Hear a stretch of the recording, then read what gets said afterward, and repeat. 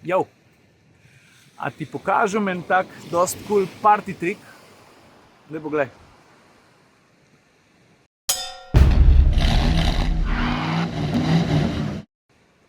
A ti lahko pokažem še enega?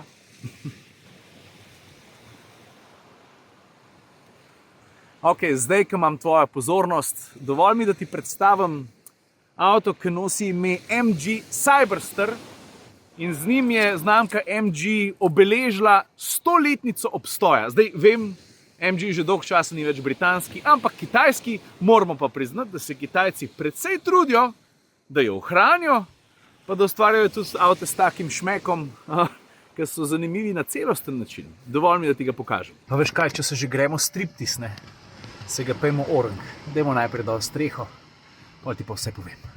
Torej, kar gledaš je MG Cyberster, električni, športni roadster. Ampak, da se razumemo, prosim lepo, ne ga uvrščati ob bok čistokrvnim roadsterjem tipa, ne vem, dajmo reči Mazda MX-5, ker je to čisto druge vrste avto. Za začetek je precej večji, pa težji. Pustimo zdaj to, da je električno v tem trenutku. Torej, če v tem trenutku odvzamemo element električnega pogona, bi ga jaz preuvrstil v grupo, kaj pa jaz vem, a rečemo BMW Z4, to bi bolj pasal. Pa zdaj bom za hip vrata nazaj zaprl, ker bi ti ga rad pokazal od strani. A veš, njegova silhueta je, mislim, nekaj nam bo povedala. Je pa seksi tale trik, ne? Moramo priznati. Plus, špara prostor, če parkiraš na tesno, pa da ne rabiš vrata na ven odpirati, gredo samo gor. Zdaj sem prišel pogledati. Opa, veš, tukaj se pa potok zliva v morje, tukaj se mi ustavimo, on gre pa najbrž lahko naprej. Ali ne?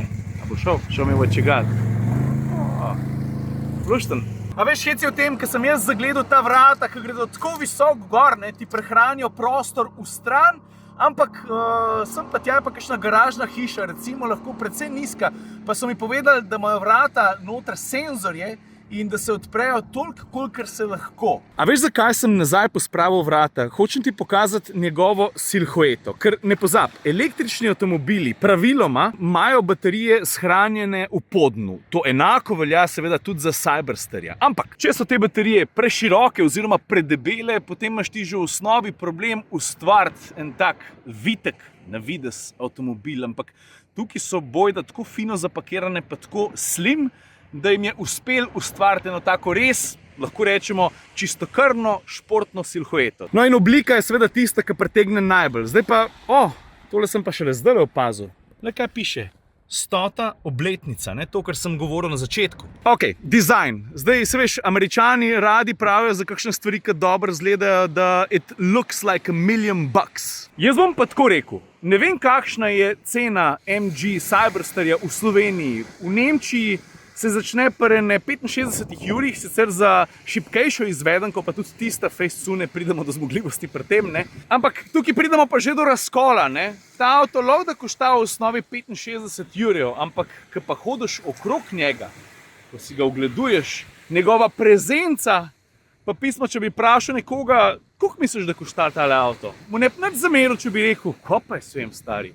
150? Hočem reči, da se opaz izdaten trud MG-jevih dizajnerjev, ki so zares poskrbeli za to, da je avto, ki obeležuje 100. obletnico, tak, kakršen si zasluži biti. Opazen na tak radikalno drugačen način, predvsem zaradi pogonskega sklopa, ne. V primeru tega avtomobila imamo opravka z 77 kWh baterijo, ki naj bi omogočala v obeh izvedenkah šibkejši in tej močnejši, ki nosi ime GT, dosega, zdaj bom ful na pamet rekel, ampak tam med 450 pa 500 km. Pa dajmo se za trenutek spet ostali še na zadnjem delu. Zanimiv je, na spodnjem delu precej izrazit difuzor, pa potem višje tak impresiven zadek, sicer pa oblika zadnjih luči Madonna, kje se vse začne, kam se vse zapele, predvsem pa puščica na desni in na levi strani. Zdaj pa vklopimo smernik, recimo ta desenga. Vidiš, tega so skrili pa direkt na konc v špico in s tem avto zares nedvoumno in jasno nakaže, v katero smer bo zavil. Kufer verjamem, da nas ne zanima na polno, ampak če že stojimo pri zadku avtomobila,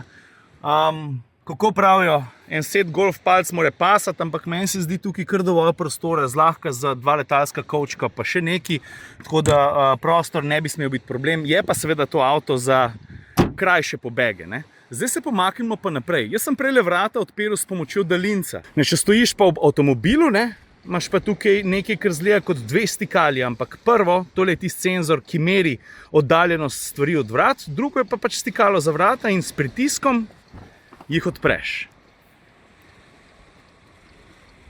Evo ti pokažem še z drugega zornega kota.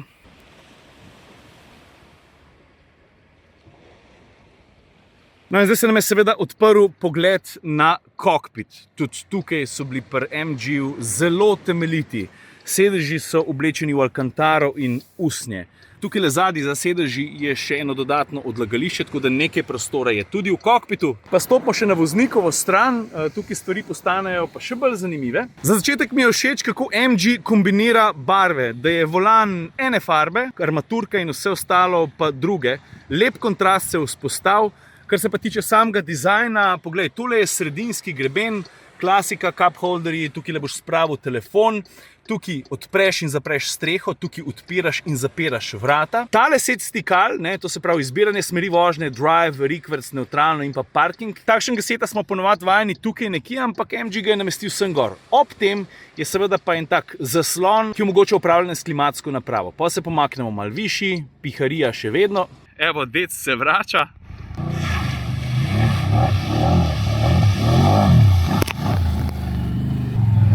Very good. Yes.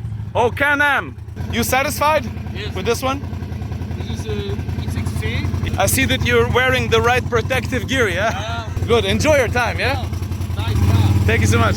Take care. Bye-bye. Dec pravi, da se ponovadi sprošča v blatu do vrha višine koles.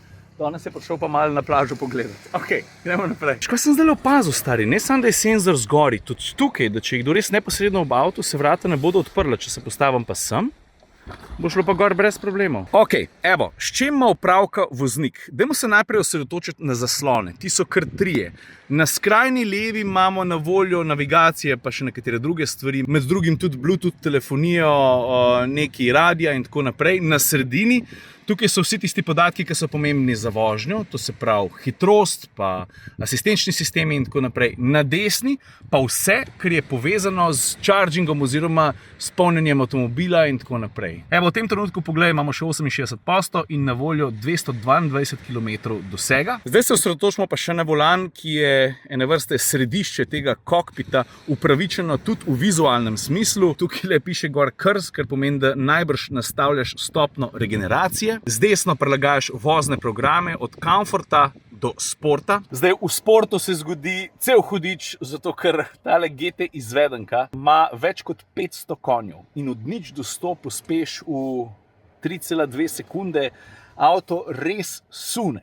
Skratka, nobenega dvoma ni, da se je MG zares potrudil z samim dizajnom in tudi izpeljavo oziroma izdelavo. Avto je dobro narejen, avto je tudi dobro sestavljen, materiali so takšni, kot morajo biti. Občutek tukaj, ko upravljam z različnimi stvarmi, je malo tak vigali-vagali, ampak lepo zgleda, pa verjamem, da se hitro privadiš.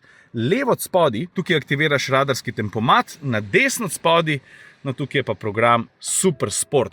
Ko ga aktiviraš, takrat pa avto pokaže vse svoje dinamične talente. Ampak zdaj smo pa tam. Veš, tale MG Cyberstar je tipičen dokaz, da supercar looks še ne pomenijo supercar voznih lastnosti. Kot sem povedal že od začetka, ne? Tole je ene vrste športni GT in na cesti ponuja tudi takšno izkušnjo. To pomeni, da ni oster kot britev, ki je treba vzeti zavoj, ni osredotočen na lovljenje desetink pa stotink, ampak na relaksirano kruzanje. Pa verjamem, da sem jaz v tem trenutku čist preveč pikolovski. Kdor si ga bo umislil, si mislim, da bo z njim hotel predvsem, in to tudi zasluženo, frajart pa se malo tudi postaviti z njim. Ne? Tudi to je naloga atraktivnih avtomobilov. Če bo treba iti pa na rajžo, bo pa tudi v ovinkih užival, pa ne samo zaradi pospeškov, pa zaradi vseh tistih lastnosti, ki ga delajo precej zmogljivega. Pač pele se v redu, ne pele se pa, ne, a veš, skozi volan pride premalo natančnih informacij, se mi zdi, da sediš 2-3 cm previsok in tudi na splošno je podvozje precej mehko,